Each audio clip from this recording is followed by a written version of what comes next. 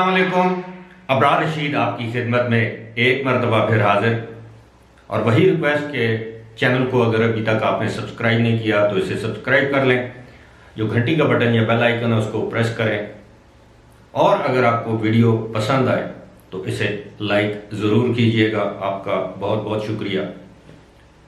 माजी की रवायात के ऐन मुताबिक यूएई के वज़ीर आज़म, यूएई के नायब सदर और दुबई के हुक्मरान शेख मोहम्मद बिन राशिद ने एक बड़ा अहम ऐलान किया है, एक बयान दिया है। उसके हवाले से मैं आपसे जिक्र करूंगा कि ये ऐलान या बयान किस हवाले से अहमियत का हामिल है, और मेरा सिर्फ आज यही मौजू है।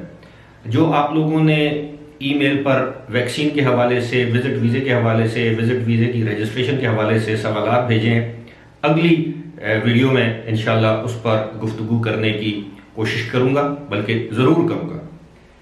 शेख मोहम्मद बिन राशिद ने एक बयान दिया है, उसमें उन्होंने ये कहा है कि यूएई दुनिया के हर शख्स का दूसरा घर है, और दुनिया का कोई भी शख्स यूएई को अपना घर बना सकता है।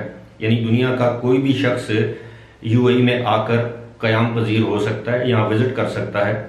और इस बात का ऐलान उन्होंने उस सर्वे रिपोर्ट के नताइज आने के बाद किया, जिसमें दूसरे साल यानी मुसलसल दूसरे साल अरब दुनिया से ताल्लुक़ रखने वाले नौजवानों ने उस सर्वे में ये इजहार किया कि अगर उन्हें मौका मिले तो वो यूएई में ताहयात रहना पसंद करेंगे। और इन नौजवानों की तादाद यानी इस सर्वे रिपोर्ट के मुताबिक 47% है।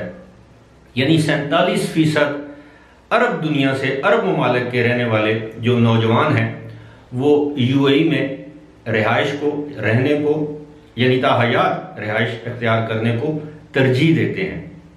अब इससे यही अंदाज़ा होता है कि शायद नहीं, यकीनन पूरी अरब दुनिया में यूएई वाहिद मुल्क है जहाँ माशी सूरत हाल दीगर ममालिक से बेहतर है, जहाँ किसी हद तक कारोबार करने की आज़ादी है। गैर मुल्कियों को तो अब पार्टनर रखने की भी ज़रूरत नहीं, वो आज़ादी से कारोबार कर सकते हैं, प्रॉपर्टी ख़रीद सकते हैं, गोल्डन वीज़ा हासिल कर सकते हैं, यहाँ तक कि अब तो वो शहरियत भी हासिल कर सकते हैं।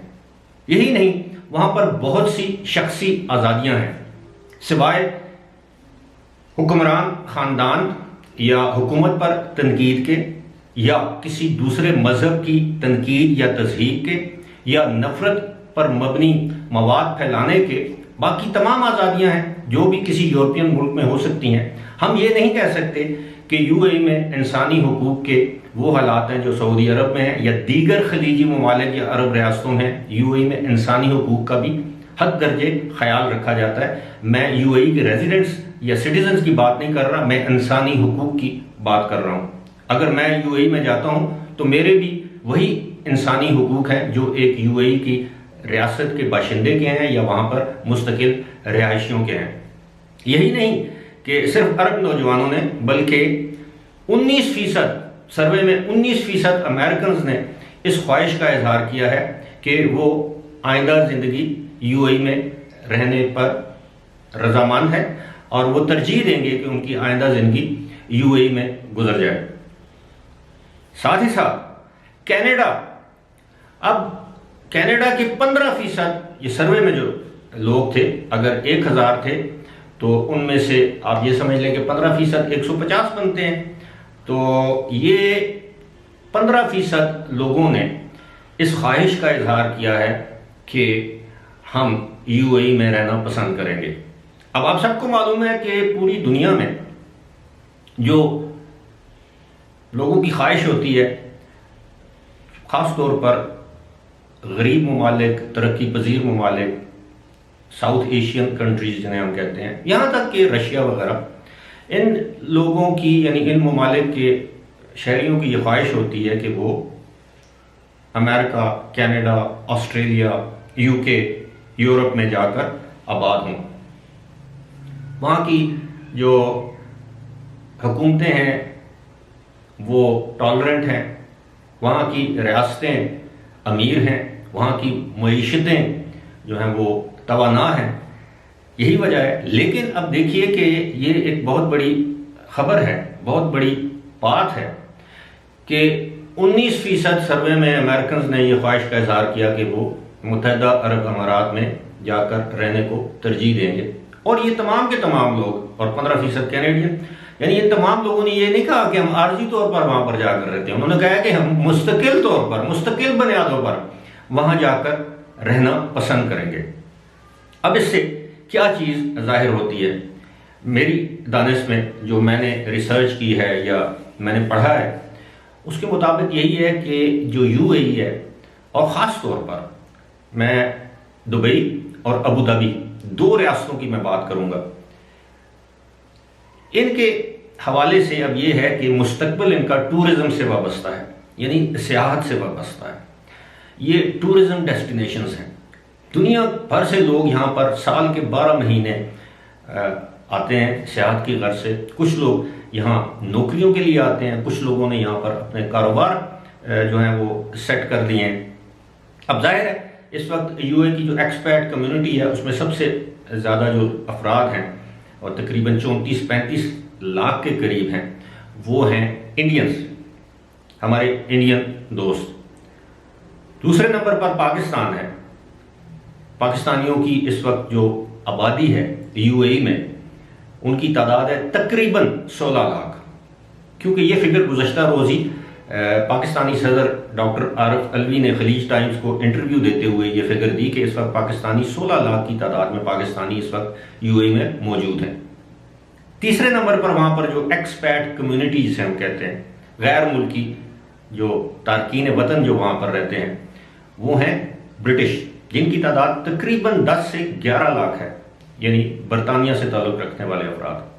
अब चौथे नंबर पर फिलिपिनोज भी हैं, बांग्लादेशी भी हैं, श्रीलंकन भी हैं। अलगर्ज पूरी दुनिया के हर मुल्क से, तकरीबन हर मुल्क से लोग यूएई में, ख़ास तौर पर दुबई और अबू धाबी में आबाद हैं, रोज़गार के सिलसिले में, कारोबार के सिलसिले में या किसी और वजह से। लेकिन साथ ही साथ एक तकलीफदेह बात भी है। मैं देख रहा हूं कि गुज़श्ता 1 साल के दौरान बहुत से लोग बेरोजगार होकर अपने अपने वतन वापस चले गए। बहुत से लोगों का कारोबार बंद हो गया, वो अपने वतन वापस जाने पर मजबूर हो गए, ऑब्वियसली कोविड-19 की वजह से। और उम्मीद है कि जब ये सूरत हाल मामूल पर आएगी तो शायद उन लोगों को दोबारा यूएई में रोजगार मिल जाए। मैं आज की बात कर रहा हूँ। वहाँ पर एक मेहरबान है मेरे, उनके तवस्सुत से मैं एक दूसरे मेहरबान से मिला। तो आज मेरे जो दोस्त हैं यूएई में, दुबई में, आज उन्होंने मुझे बताया कि आप वो फलां साहब से मिले थे। मैंने कहा जी हाँ, याद है आप, हम तीनों ने इकट्ठे खाना, एक रात का खाना इकट्ठे खाया था। मैंने कहा जी हाँ बिल्कुल याद है। तो मुझे कहते हैं आपको पता है कि वो 45 साल से वो यूएई में मुकीम थे। मैंने कहा जी ये मुझे नहीं मालूम, ये मुझे मालूम है कि वो पाकिस्तान से उनका ताल्लुक है।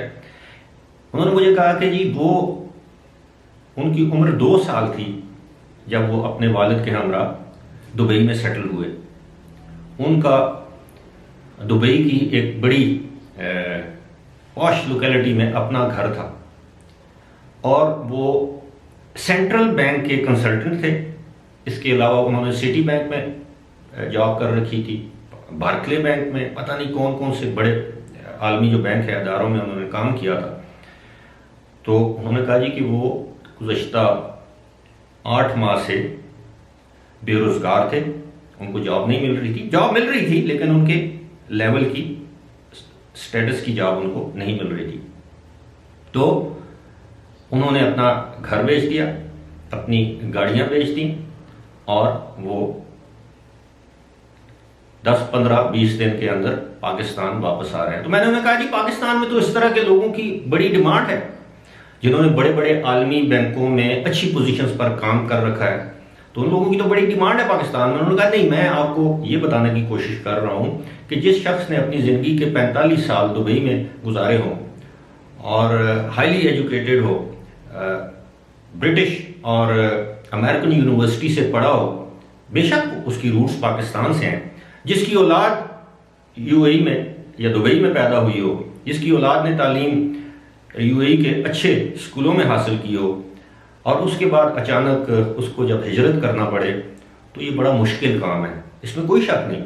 आप 45 साल अपनी ज़िंदगी के एक मुल्क को, एक शहर को दे दें और उसके बाद आपको मजबूरन बेरोज़गारी के आलम में अपने मुल्क वापस आना पड़े, और स्पेशली जब आपका अपने मुल्क में कोई घर भी ना हो, क्योंकि आपने कभी सोचा भी नहीं था कि आप यूएई से आपको इस तरह मजबूरन वापस आना पड़ेगा। तो एक तरफ ये सूरत हाल भी है।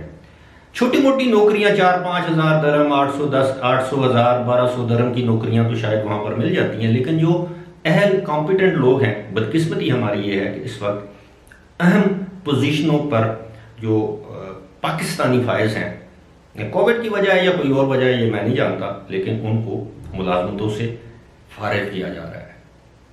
ये भी हमारे लिए एक सोच और लम्हा फिक्रिया है। फिलहाल मुझे दीजिए इजाज़त। खुदा हाफिज़।